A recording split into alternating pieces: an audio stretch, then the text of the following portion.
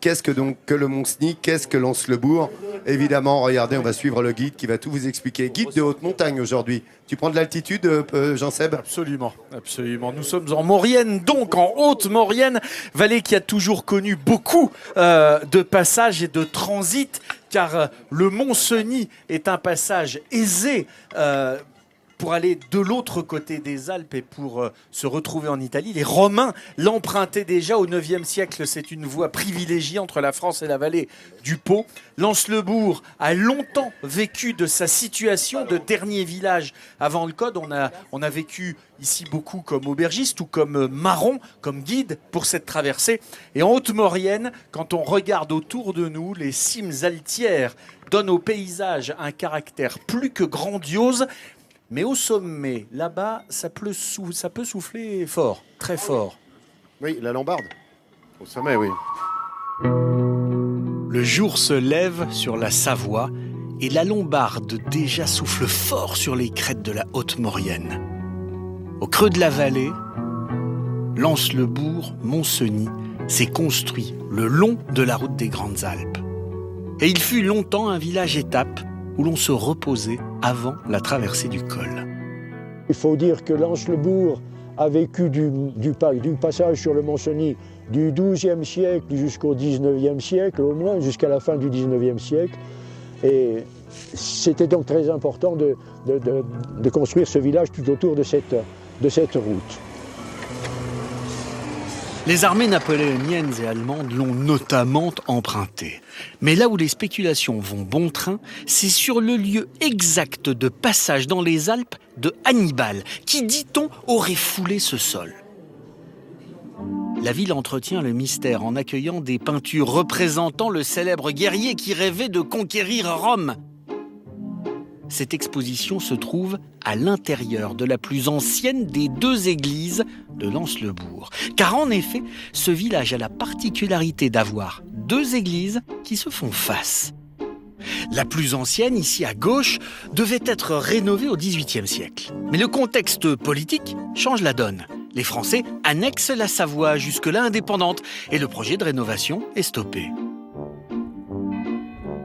Un siècle plus tard, la Savoie retrouve son indépendance et l'ancienne église est en trop piteux état pour être restaurée. Il est donc décidé d'en construire une deuxième et depuis, les habitants sont très attachés à cette singularité.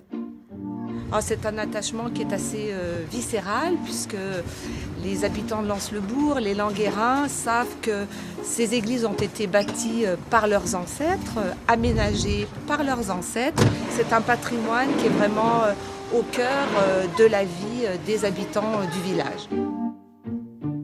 Autre attrait auquel les Languérins sont attachés, la nature. Il y a évidemment le panorama sur cette montagne, appelée la Dent Parachée. Derrière le village coule aussi l'Arc, cette rivière qui a longtemps dragué les roches de la haute montagne jusqu'aux hommes, notamment grâce aux crues dues à la fonte des neiges. Et aux abords commence la forêt, où les amateurs de glisse croisent les randonneurs.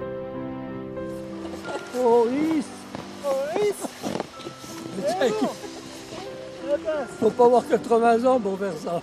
Martin est né ici. Marcher en forêt pour prendre un bon bol d'air et admirer la vue des grands espaces suffisent à son bonheur. Je me sens très très bien. Là, je suis le plus heureux des hommes. Là. Et si, comme Martin, la majorité des gens du village se retrouvent en forêt, ce n'est pas seulement pour le plaisir, c'est aussi pour le travail, celui du bois. C'est-à-dire qu'ici, au pays, à Lens-le-Bourg, il y a encore, je pense, 70-80% de la population qui se chauffe au bois. Et la plupart vont le ramasser dans la forêt. Le sapin, le mélèze, l'épicéa feront l'affaire pour chauffer les demeures. Ces dernières sont traditionnellement construites en schiste avec un toit en lauze, deux pierres très présentes dans la région. Et on retrouve également des balcons typiquement savoyards en bois sculpté. Mais là où l'architecture surprend, c'est par son adaptation à l'environnement naturel, comme ici, où cette maison a été construite sur un rocher. Ça, ce qui est caractéristique aussi de la construction traditionnelle, c'est que, on s'adapte au milieu dans lequel on est et au territoire sur lequel on construit. Donc s'il y a un rocher, on construit dessus plutôt que de l'enlever. Donc voilà, c'est pas du tout une architecture rigide, conventionnelle, rectiligne, etc. Autre spécificité, ces maisons étaient construites à l'époque sur 3 étages. Et chacun avait une fonction bien particulière. Sous le toit était stocké le foin. En dessous se trouvait l'espace de vie. Et le rez-de-chaussée abritait les chevaux des armées de passage ou les animaux d'élevage tels que les poules, les moutons ou les vaches. Lens-le-Bourg possède donc une richesse historique, naturelle et architecturale. Mais c'est une toute autre richesse encore qu'Yves Berneron a découvert ici il y a 50 ans et qui l'a retenu dans cette vallée. C'est la vallée des hommes. Ils ont gardé la passion du voyage, cette culture du passage qui fait qu'ils sont ouverts et très agréables à rencontrer.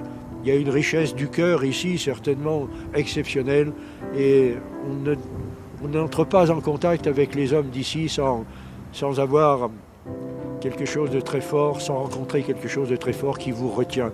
Et je crois que c'est pour ça que je ne suis jamais reparti. En 1967, le village s'est associé à son voisin, Lens-le-Villard, pour bâtir la station de ski du Val-Cenis. La venue des nombreux touristes dans cette vallée prolonge du coup cette culture de l'accueil et du passage.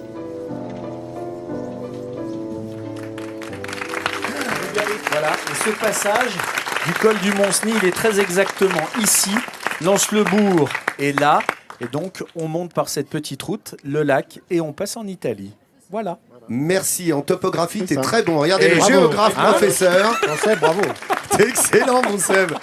Ah, t'es magnifique. Ça va. J'adore avoir des cartes Ça en va plus relief vite, comme hein. ça. Ah non, C'est mais c'est- formidable pour montrer où on est, comment ça se passe. Eh ben, tu sais quoi? On va le faire maintenant. Voilà. Puisque t'as décidé ça, professeur, tu vas t'en occuper et tu seras notre topographe.